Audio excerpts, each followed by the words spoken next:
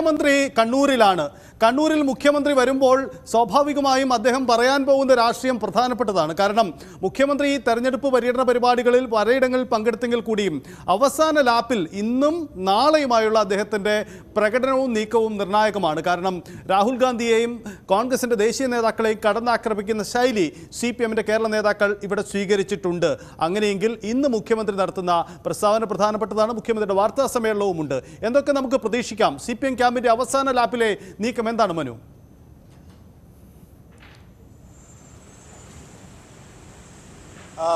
സൈത്തെ, ഒരു പ്രധാന കാര്യം, മുഖ്യമന്ത്രി കഴിഞ്ഞ ദിവസം ഇവിടെ തളിപ്പറമ്പിൽ പ്രധാനമന്ത്രിയെ രൂക്ഷമായ ഭാഷയിൽ തന്നെയാണ് അദ്ദേഹം വിമർശിച്ചത്. മുഖ്യമന്ത്രി പറഞ്ഞത് പ്രധാനമന്ത്രി പച്ചയായി വർഗീയത പറയുന്നുവെന്നാണ്. രാജസ്ഥാനിലെ പ്രസംഗം രാജ്യവിരുദ്ധ പ്രസംഗമാണ്.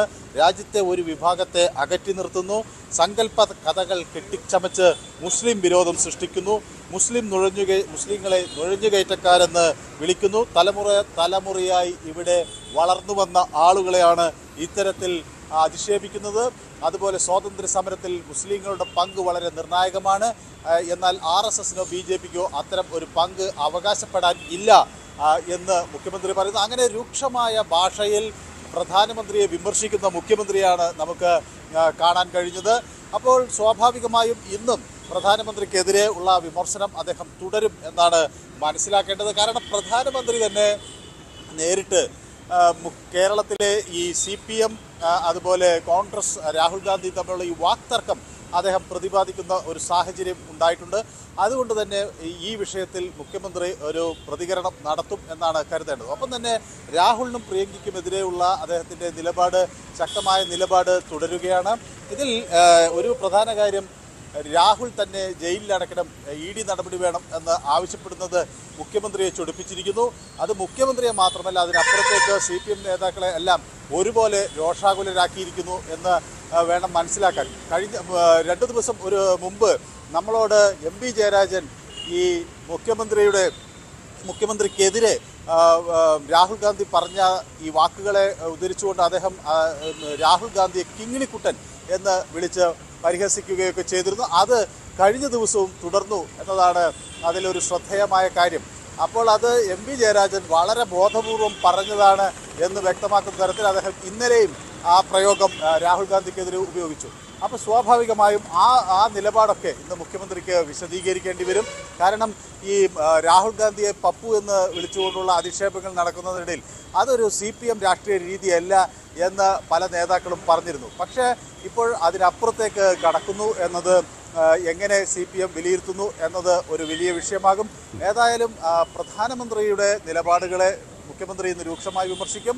ഒപ്പം തന്നെ രാഹുൽ ഗാന്ധിക്കെതിരെയുള്ള അദ്ദേഹത്തിൻ്റെ കാഴ്ചപ്പാടുകളും ഇന്ന് വ്യക്തമാക്കും. ഇന്ത്യ മുന്നണിയുടെ ഭാവിയെ സംബന്ധിച്ചുള്ള ഒരു ചോദ്യം എപ്പോഴും മുഖ്യമന്ത്രിക്കും ഇടതു നേതാക്കൾക്കും മുന്നിൽ വരുന്നുണ്ട്.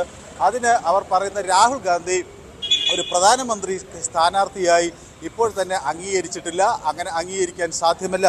തെരഞ്ഞെടുപ്പിന് ശേഷം ഉരുത്തിരിയുന്ന രാഷ്ട്രീയ സാഹചര്യങ്ങൾ പരിശോധിച്ച് മാത്രമേ ഇന്ത്യ മുന്നണിയുടെ ഒരു നേതാവിനെ തിരഞ്ഞെടുക്കുന്ന കാര്യം ഉണ്ടാകൂ എന്ന് CPIM-ഉം അതുപോലെ CPI-യും അടിവര ഇട്ട് പറയുകയും ചെയ്യുന്നു. അപ്പോൾ സ്വാഭാവികമായും ഈ രൂക്ഷമായ വിമർശനമുണ്ടാകും.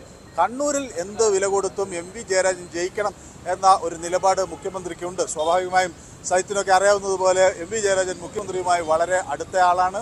മുഖ്യമന്ത്രി ഇവിടെ ക്യാമ്പ് ചെയ്ത് MP ജയരാജന് വേണ്ടി പ്രചരണ പരിപാടികളിൽ പങ്കെടുക്കുകയും ചെയ്തിരുന്നു.